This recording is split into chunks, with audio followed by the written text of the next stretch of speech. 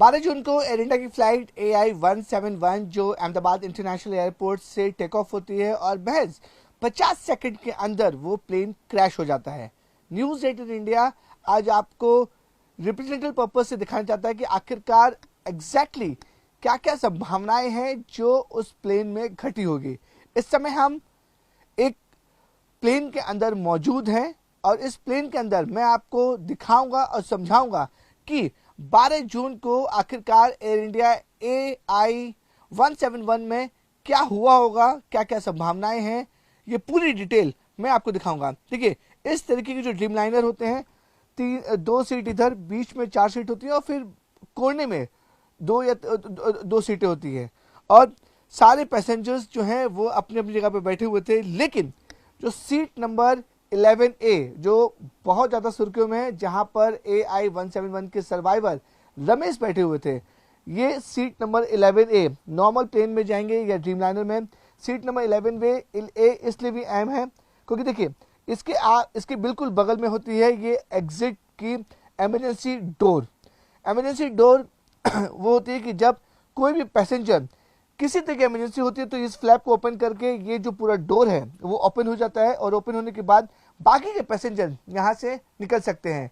हर एक उड़ान में, चाहे वो डोमेस्टिक उड़ान हो या इंटरनेशनल उड़ान हो, हर एक उड़ान से पहले, टेक ऑफ से पहले जो केबिन क्रू मेंबर हैं वो इस इमरजेंसी सीट पर, जो 11A की सीट होती है, उस पर बाकायदा जो पैसेंजर बैठे होते हैं उसको पूरी तरीके से उन्हें गाइड करती है कि अगर इन केस कोई भी इमरजेंसी आ जाए तो उस इमरजेंसी पर किस तरीके से डोर को ओपन करना है और डोर को ओपन करने के बाद खुद को भी बचना है और दूसरों को भी बचाना है। ऐसा अनुमान लगाया जा रहा है कि जब AI-171 क्रैश हुआ था तो जो उसका टेल का हिस्सा था वो एक बिल्डिंग से टकराता है और बाकी हिस्सा आगे जाके गिर जाता है। जब टेल का हिस्सा टकराता है और बाकी हिस्सा जब आगे फोर्स में बहुत तेजी से आगे जा रहा होता है, तब ऐसा अनुमान जताया जा रहा है कि ये जो पार्ट है वो टूट गया था, ये विंडो वो ओपन हो गई थी, इमरजेंसी डोर। सीट के साथ इस सीट पर रमेश बैठे हुए थे, देखिए इस सीट पर रमेश बैठे हुए थे और ये इमरजेंसी डोर है। और बताया जा रहा है कि ये जो पार्ट है प्लेन का वो 2 टुकड़ों में हो गया था, जिसके बाद वो बेल्ट लगाए हुए थे और पूरी सीट के साथ ये जो इमरजेंसी डोर है वो इमरजेंसी डोर खुला और या फिर जो प्लेन क्रैश होने की वजह टूटा, सीधे सीट के साथ वो बाहर आ गए। यानी कि बाद में जितने पैसेंजर यहाँ बैठे हुए थे या फिर पीछे बैठे हुए थे वो अपने आप को संभाल नहीं पाए, बाहर नहीं निकल पाए, क्योंकि सबसे नजदीक जो इमरजेंसी डोर के पास जो कोई बैठा था वो था रमेश, जो सीट नंबर 11A पे बैठा हुआ था। ये बताया जा रहा है कि इसी वजह से उसको कम चोटें आई और वो जिंदा बचा। 242 यात्रियों में से इकलौता यात्री रमेश जो जिंदा बचा।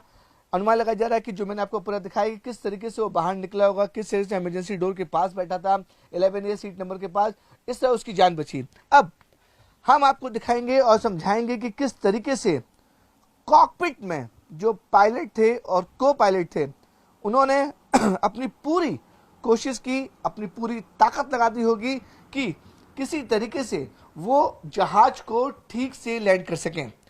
हम एक ओरिजिनल प्लेन के अंदर हैं और मिस्टर मैंने आपको बताया कि रिप्रेजेंट तरीके से हम आपको दिखाना चाहते हैं कि एग्जैक्टली क्या हुआ होगा 12 जून को दोपहर 1:30 बजे के आसपास, जब एयर इंडिया की flight AI-171 Ahmedabad international airport से टेक ऑफ होती है और महज 50 सेकंड के अंदर वो क्रैश हो जाती है। देखिए, जब भी एंट्री होती है, ये एंट्री डोर है किसी भी एयरक्राफ्ट का। एंट्री डोर ड्रीमलाइनर में 4 एंट्री डोर होते हैं, 2 आगे होते हैं, 2 पीछे होते हैं। हम आगे वाले जो नोज का हिस्सा है उस हिस्से में है एंट्री डोर। सारे जो पैसेंजर्स हैं, जो क्रू है, वो इस एंट्री से अंदर आते हैं, एयरक्राफ्ट की तरफ जाते हैं और मेरे इस साइड जो होता है वो कॉकपिट का दरवाजा होता है। कॉकपिट जब फ्लाइट के दौरान पूरा जो कॉकपिट है वो लॉक रहता है, अंदर किसी को भी जाने की परमिशन नहीं होती है।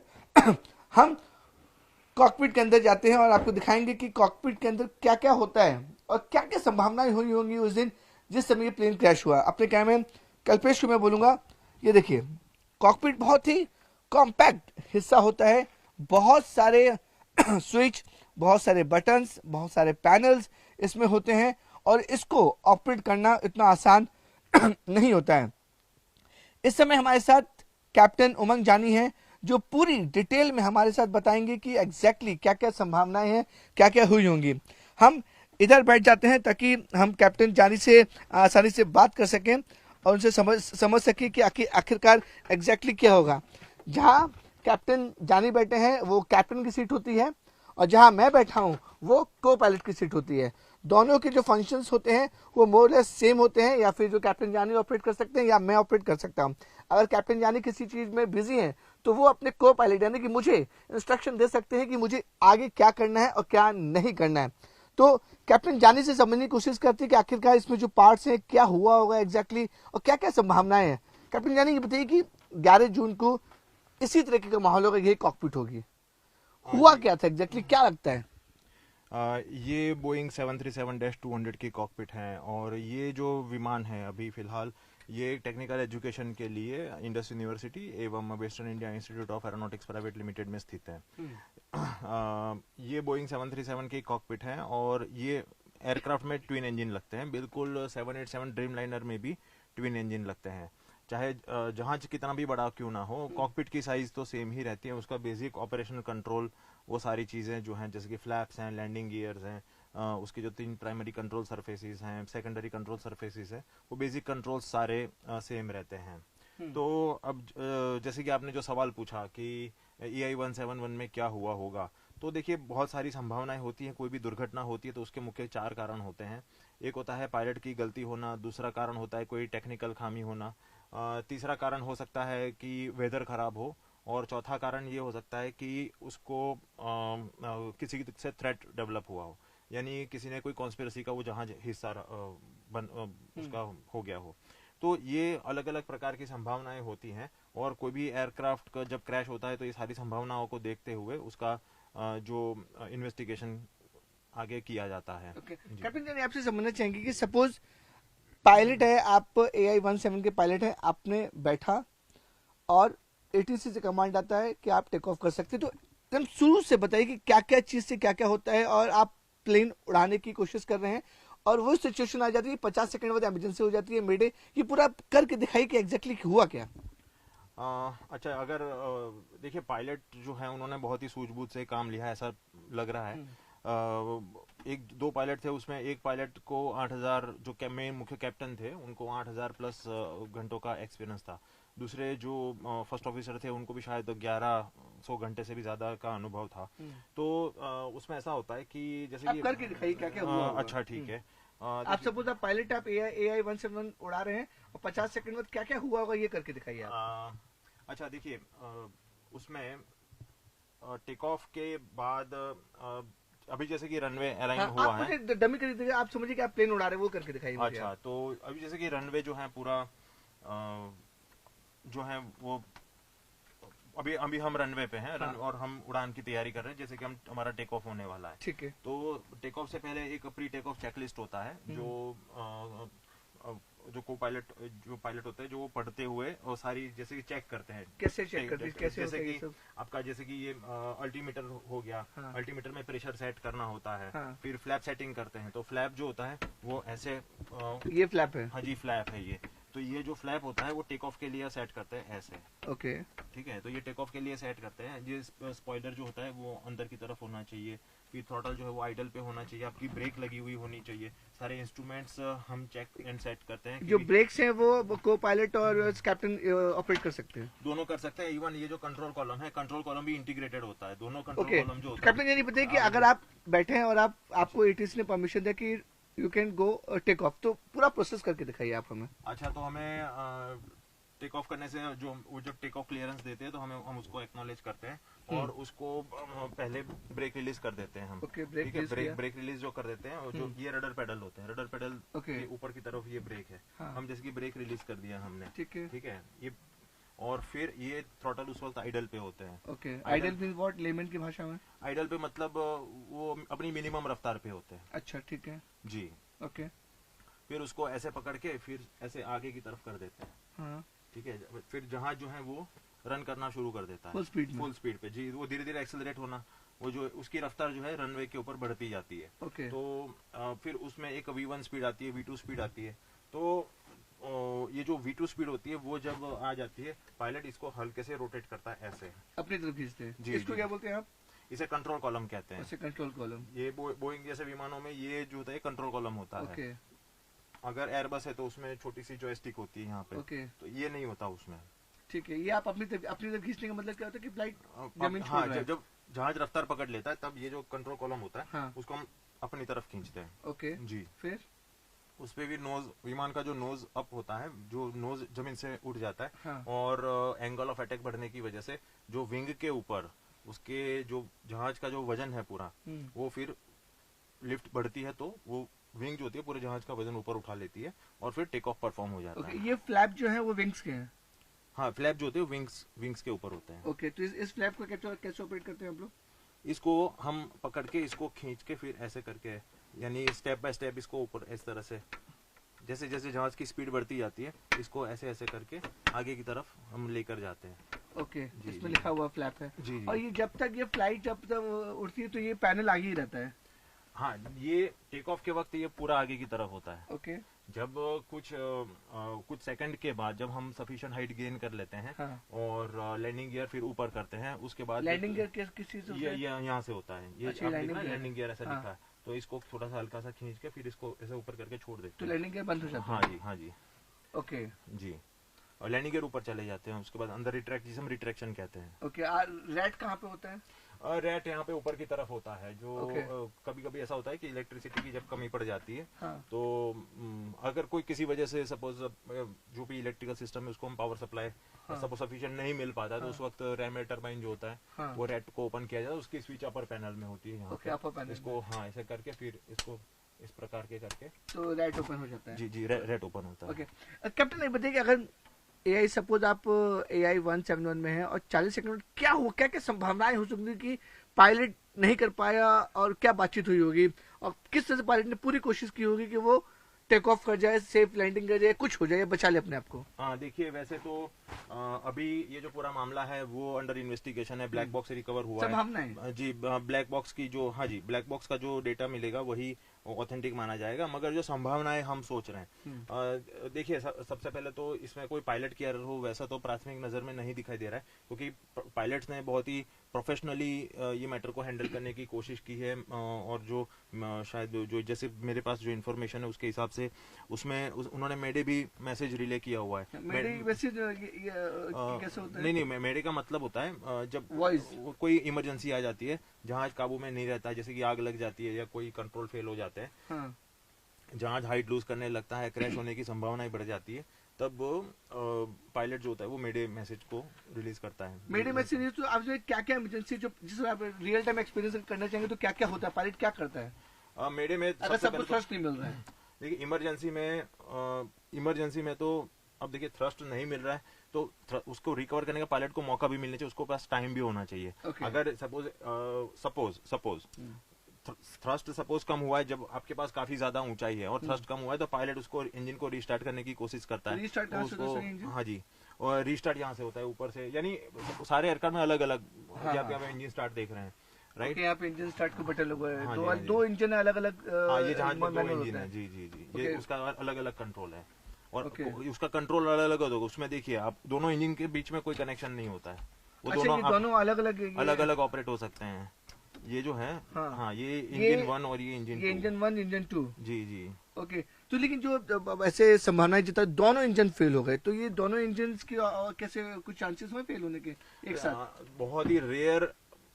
ये अभी तक तो ऐसा कोई, जैसे हडसन रिवर में जो क्रैश हुआ था उसमें दोनों इंजन फेल कर गए थे, और वो तो कॉज मालूम था, जो बर्ड हिट हुआ था, बहुत सारे जो बर्ड्स थे वो इंजन के अंदर चले गए थे, जिसकी वजह से इंजन जो वो क्रैश हो गया था। ओके, हडसन रिवर की बात कर रहा हूँ मैं, जो हडसन रिवर में जो एयरबस 320 का जो मैटर हुआ था।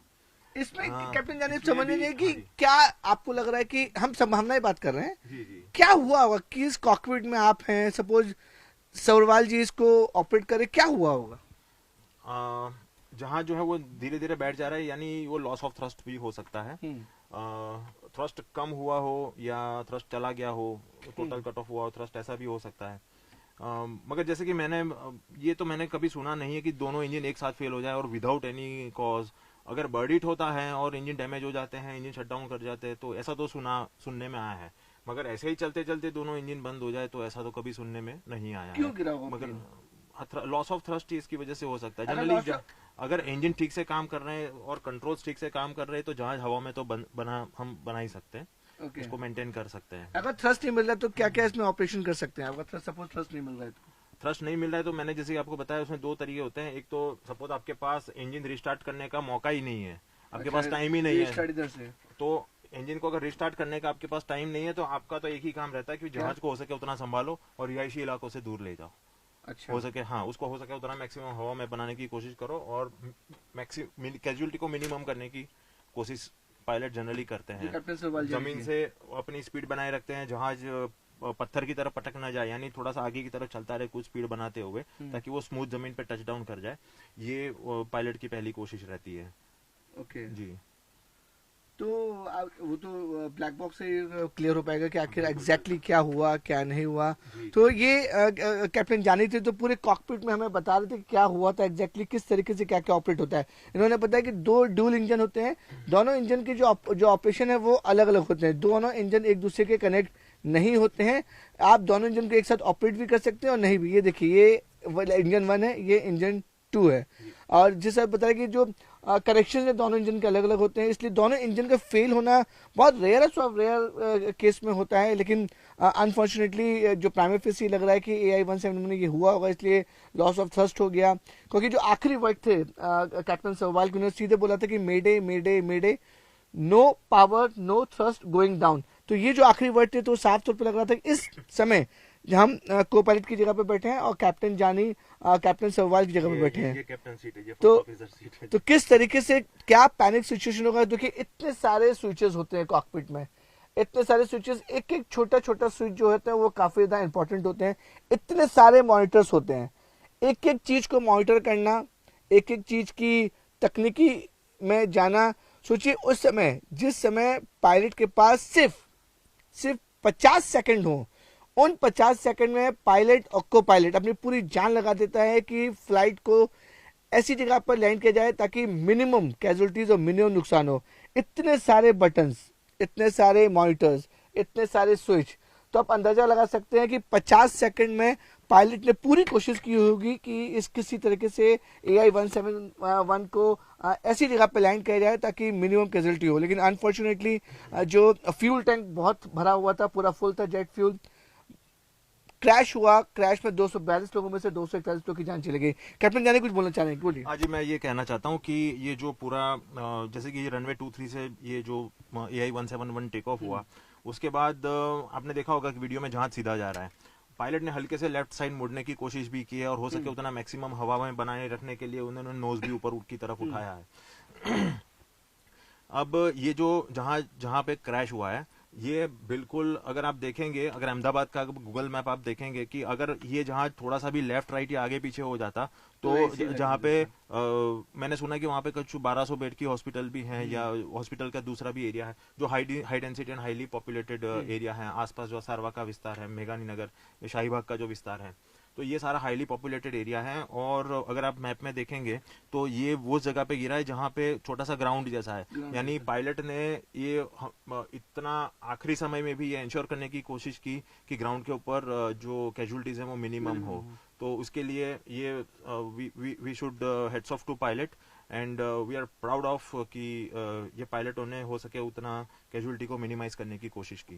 Okay, thank you so much. तो ये थे हमारे साथ कैप्टन जानी, जो पूरी डिटेल में बता दी, क्या क्या समझाया उन्होंने, कॉकपिट के बारे में पूरी जानकारी दी कि ब्रेक्स क्या होते हैं, उड़ान से पहले क्या होता है, लैंडिंग के वक्त क्या होता है, और इमरजेंसी सिचुएशन में एग्जैक्टली क्या हुआ होगा। तो आप समझ सकते हैं कि इतने छोटे से कॉकपिट में 50 सेकंड के अंदर अंदर पायलट को कॉल लेना था कि उन्हें क्या करना है क्या नहीं करना है। इतने सारे स्विचेस, इतने सारे पैनल्स, इतने सारे मॉनिटर को देखना और समझना काफी ज्यादा मुश्किल का समय होता है। पायलट ने पूरी कोशिश की कि फ्लाइट को उस जगह पर, जब दोनों फ्लाइट का जो पूरा कंट्रोल था पायलट खो चुके थे, उस जगह पर लैंड किया जा सके ताकि मिनिमम कैजुअलिटीज हो। और जिस तरीके से अनफॉर्चुनेट ये इंसिडेंट हुआ है, इसमें कई लोगों की जानें चली गई, 274 लोगों की जानें चली गई हैं। हमने सिर्फ आपको रियल प्लेन में ये समझाने की कोशिश की क्या क्या संभावनाएं हो सकती हैं। ये रियल कॉकपिट में जो कैप्टन जानी ने हमें और अपने दर्शकों को समझाने की कोशिश की एग्जैक्टली क्या हुआ होगा, क्या क्या संभावनाएं होंगी जिसकी वजह से इतना बड़ा प्लेन हादसा अहमदाबाद में हुआ। अहमदाबाद से कैमरामैन कल्पेश के साथ विवेक गुप्ता, न्यूज 18 इंडिया।